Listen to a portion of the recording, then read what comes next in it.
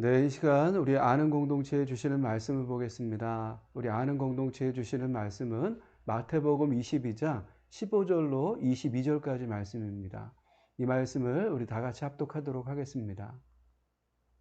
이에 바리새인들이 가서 어떻게 하면 예수의 말에 올무에 걸리게 할까 상의하고 자기 제자들을 헤롯 당원들과 함께 예수께 보내어 말하되 선생님이여 우리가 아노니 당신은 참되시고 진리로 하나님의 도를 가르치시며 아무도 꺼리끼는 일이 없으시니 이는 사람을 외모로 보지 아니하심이니이다. 그러면 당신의 생각에는 어떠한지 우리에게 이르소서. 가이사에게 세금을 바치는 것이 옳으니까 옳지 아니하니까 하니 예수께서 그들의 악함을 아시고 이르시되 외식하는 자들아 어찌하여 나를 시험하느냐. 세금 낼 돈을 내게 보이라 하시니 데나리온 하나를 가져왔거늘 예수께서 말씀하시되 이 형상과 이 글이 누구의 것이냐. 이르되 가이사의 것이니이다. 이에 이르시되 그런즉 가이사의 것은 가이사에게 하나님의 것은 하나님께 바치라 하시니 그들이 이 말씀을 듣고 놀랍게 여겨 예수를 떠나가니라. 아멘. 네, 이 시간 우리 공동기도문을 하나님께 올려드리도록 하겠습니다. 아는 공동체에서 드려지는 예배가 하나님이 받으시는 예배가 되게 하시고 아는 공동체에 하나님의 임재가 머무르는 은혜의 공동체가 되게 하옵소서. 아는 공동체 예배에 마음과 뜻을 같이 할 수 있는 새 가정을 보내주셔서 아는 공동체를 통한 하나님의 뜻을 이루어가게 하옵소서. 아는 공동체에 전도의 문을 열어주셔서 복음이 선포될 때 예수님을 믿고 구원받는 역사가 일어나게 하옵소서. 아는 공동체가 하나님의 마음으로 충만하게 하셔서 이 땅에 소외받고 고통받는 자들의 참된 안식처가 되게 하시고 그들의 필요를 채워주는 공동체가 되게 하옵소서. 아는 공동체가 높이 솟은 산이 되기보다 누구나 오름직한 동산이 되게 하셔서 하나님의 선하심과 인자하심을 세상에 드러내는 공동체가 되게 하옵소서. 아는 공동체를 목회하고 있는 윤종용 목사에게 성령의 충만함을 부어주시고 아버지의 마음과 뜻을 깨달아 공동체에 잘 전달할 수 있는 은혜를 부어 주옵소서. 2025년 아는 공동체를 통해 행하실 일들을 기대하며 예수님의 이름으로 기도드렸습니다. 아멘. 우리 아는 공동체는 계속해서 고난주간 화요일에 있었던 말씀에 대해서 나누고 있습니다. 예수님은 화요일에 여러 사람과 논쟁하셨습니다. 논쟁의 주제는 다양했지만 논쟁의 끝에는 어떻게 하면 예수님을 함정에 빠뜨려 죽일 수 있을까 였습니다. 오늘 말씀에는 바리새인들이 예수님과 논쟁하며 이러한 마음을 가졌습니다. 그들은 함정을 파놓고 예수님이 걸리기만을 기다렸습니다. 마치 다윗이 악인들의 공격을 받을 때와 같았습니다. 다윗은 시편 35편에서 원수들이 자신을 해치려 한다라고 하면서 이유 없이 그물을 치며 구덩이를 팠습니다 라고 했습니다. 예수님도 이러한 상황을 만난 것입니다. 여러분들은 어떻습니까? 여러분들의 삶은 늘 안전하십니까? 생각해 보면 우리도 다윗처럼 예수님처럼 이러한 상황을 만날 수 있습니다. 아니, 만나신 분들도 있을 것입니다. 우리도 매일의 삶에 악인의 유혹이 있을 수 있고 무지하여 하나님을 오해할 수 있습니다. 그렇다면 이러할 때 우리는 어떻게 해야 할까요? 우리는 하나님이 주시는 지혜로 유혹을 이길 수 있어야 합니다. 20절과 21절 말씀을 다시 한번 보도록 하겠습니다. 예수께서 말씀하시되 이 형상과 이 글이 누구의 것이냐. 이르되 가이사의 것이니이다. 이에 이르시되 그런즉 가이사의 것은 가이사에게 하나님의 것은 하나님께 바치라 하시니. 아멘. 예수님은 종교 지도자들에게 다양한 비유를 말씀하셨습니다. 이렇게 비유를 말씀하시게 된 것은 성전을 정화하신 후 그들이 던진 내가 무슨 권위로 이런 일을 하느냐, 누가 이 권위를 주었느냐라고 하는 질문 때문이었습니다. 그때 예수님은 그들에게 역으로 요한의 세례가 어디로부터 왔느냐 하늘로부터냐 사람으로부터냐 라고 하는 질문을 하셨고, 그들이 답을 하지 못하자 예수님도 무슨 권위로 이런 일을 하는지 말하지 않겠다라고 하셨습니다. 이후 예수님은 그들을 불쌍히 여기셨고 그들의 잘못을 깨달을 수 있도록 두 아들의 비유와 포도원 농부 비유, 혼인잔치 비유를 하셨습니다. 두 아들의 비유를 통해서는 말로만 순종하는 사람과 실제 행동으로 순종하는 사람의 차이를 말씀하시면서, 행동이 말보다 중요하고 비록 죄를 지었다라고 해도 진정으로 뉘우치고 회개하면 하나님 나라에 들어갈 수 있다라고 하셨습니다.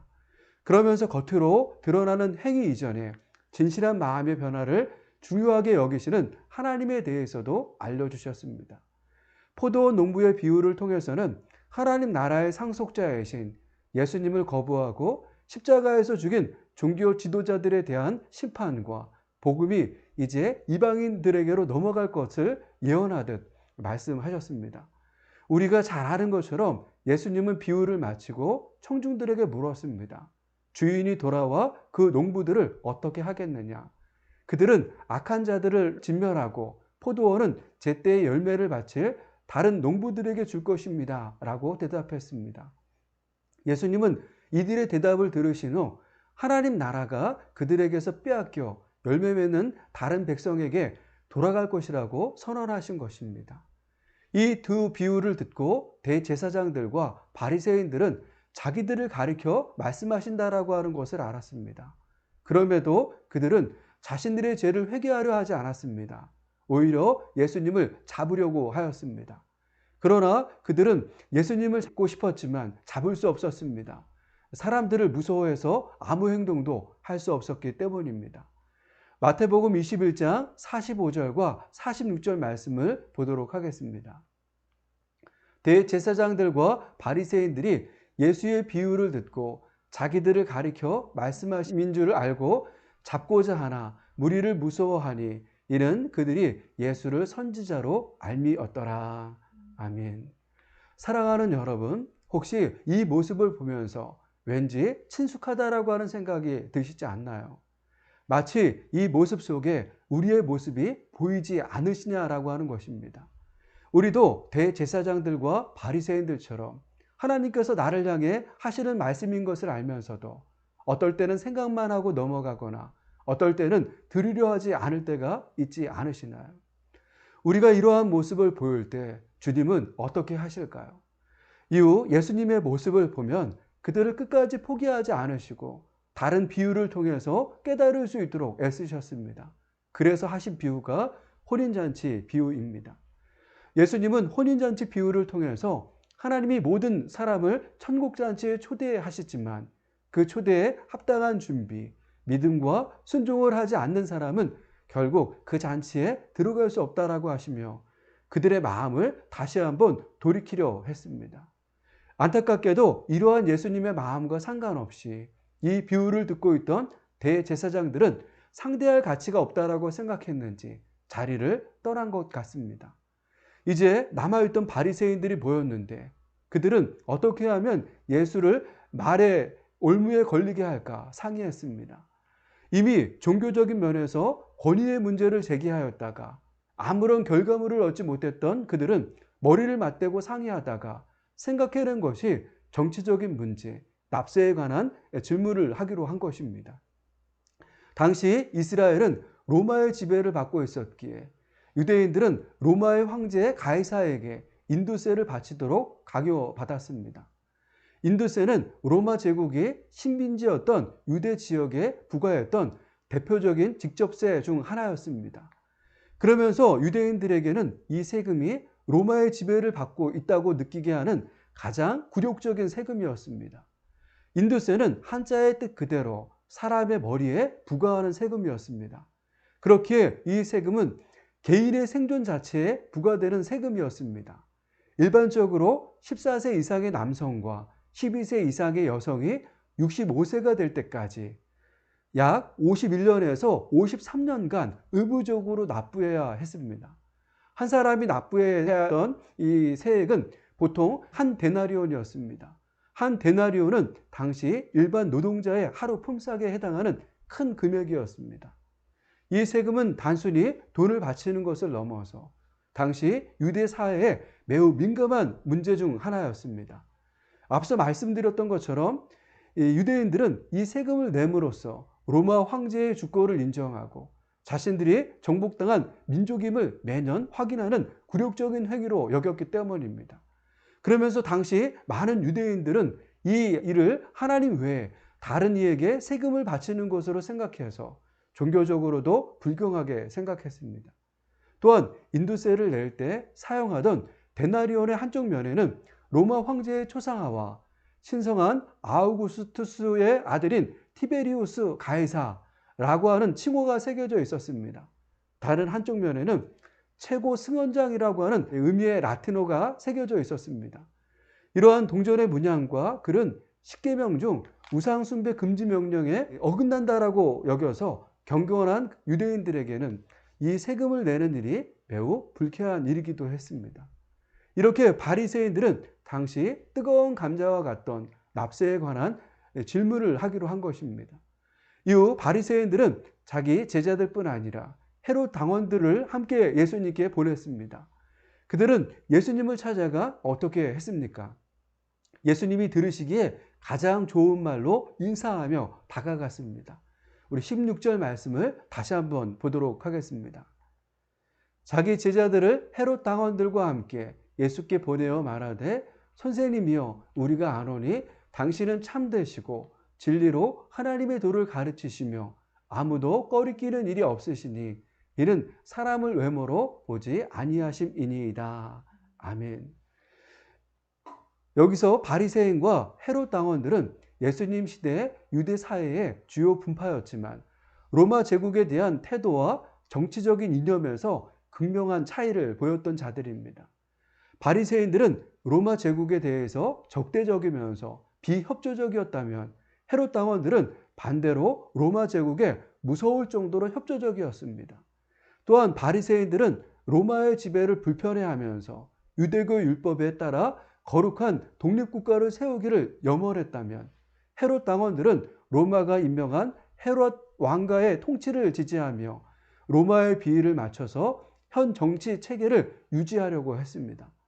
이렇게 로마 제국에 대한 태도와 정치적인 이념에서 극명한 차이를 보였으나 어떻게 하면 예수를 말의 올무에 걸리게 할까라고 하는 생각에는 하나의 마음을 가졌습니다.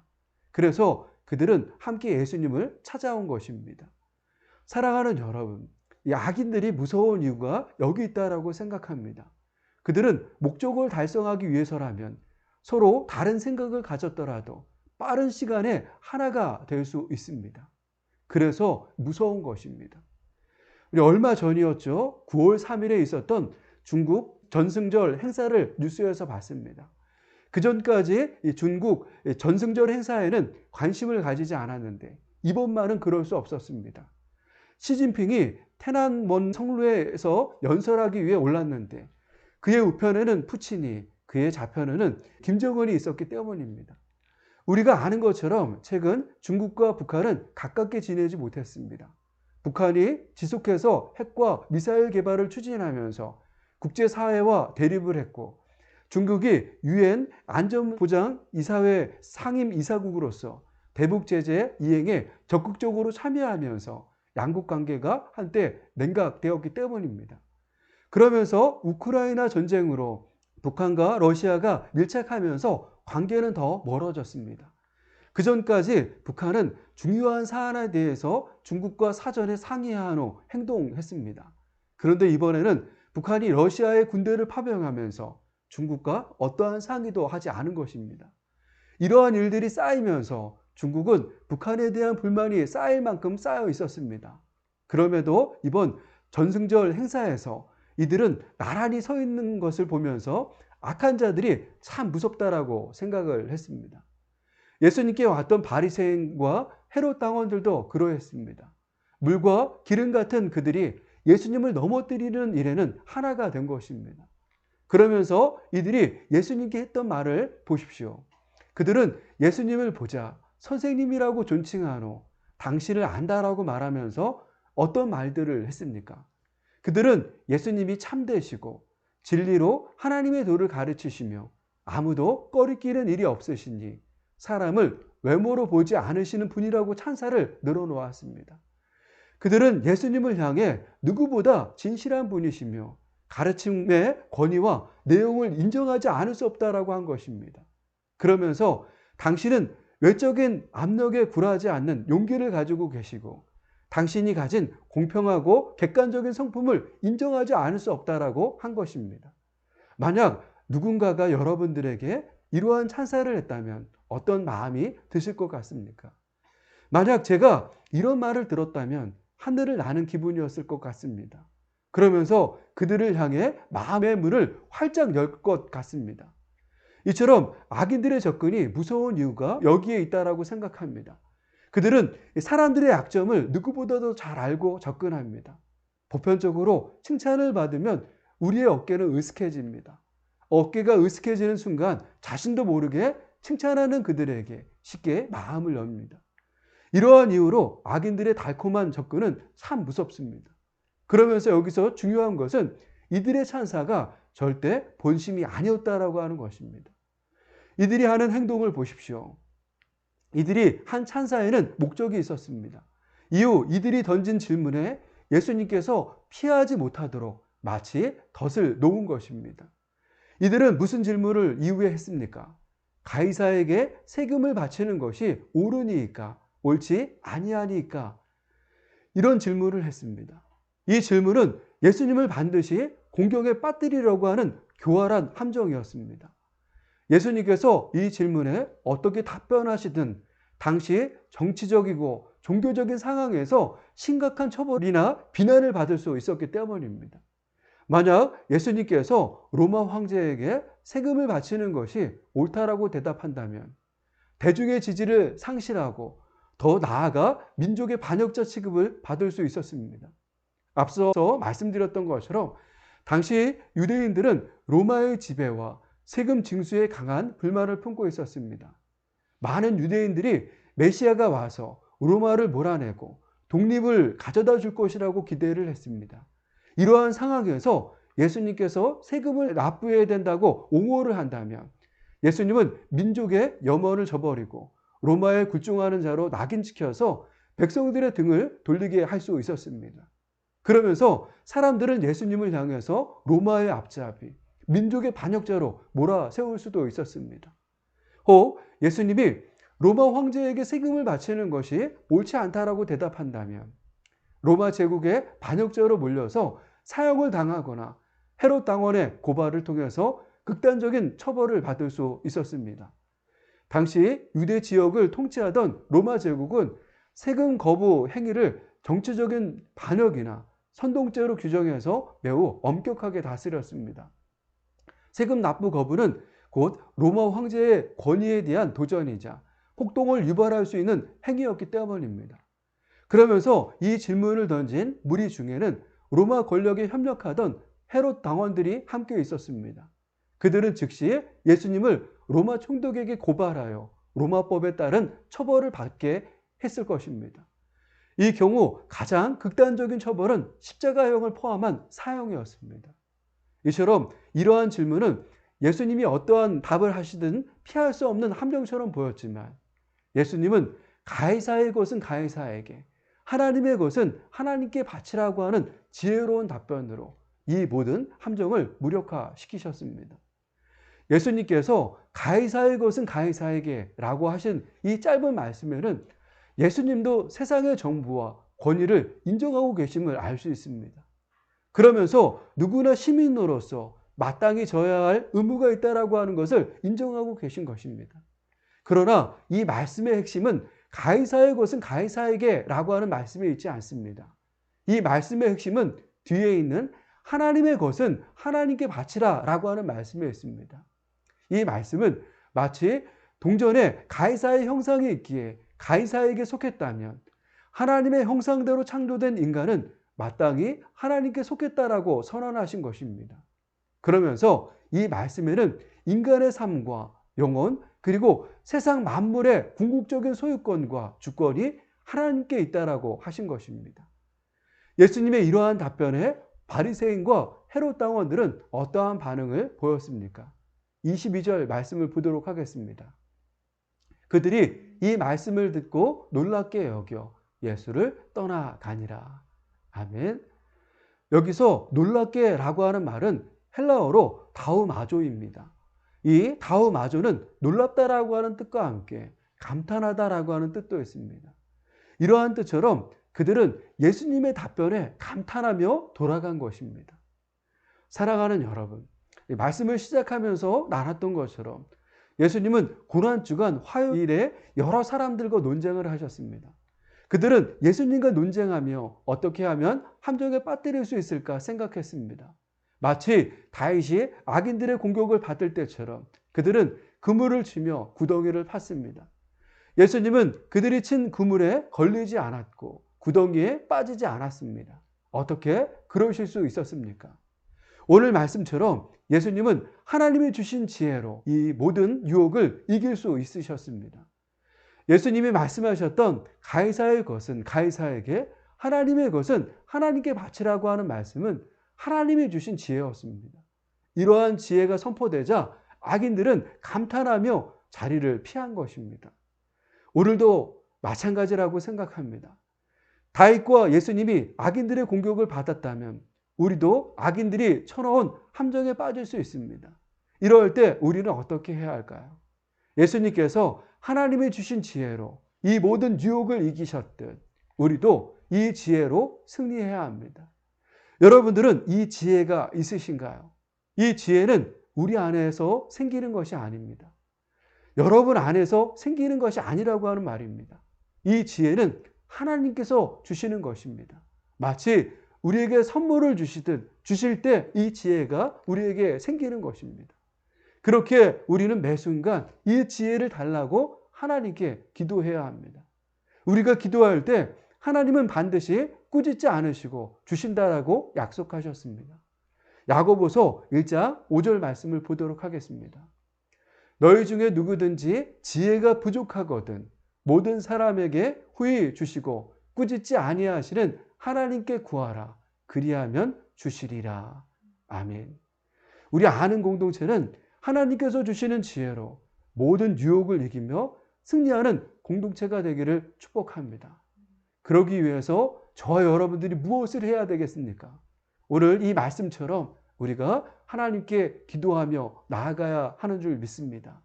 이 은혜로 한 주간 승리하는 우리 아는 공동체가 되기를 축복합니다.